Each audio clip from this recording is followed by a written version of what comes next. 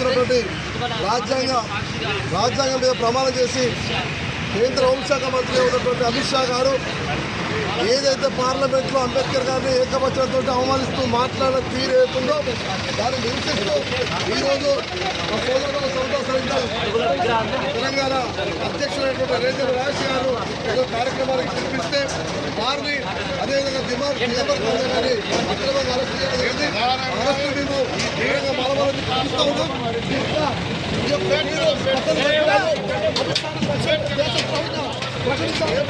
ఈ సందర్భంగా డిమాండ్ చేస్తా ఉన్నాం. మోడీ గారు పోలీసులు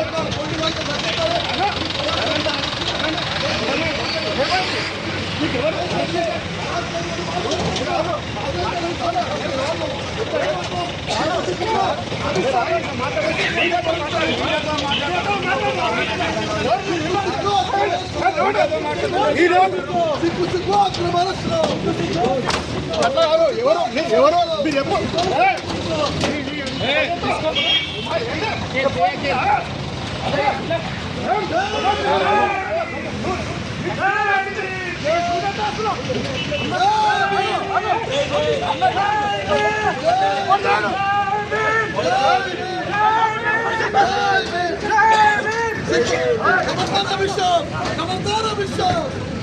ఖతం.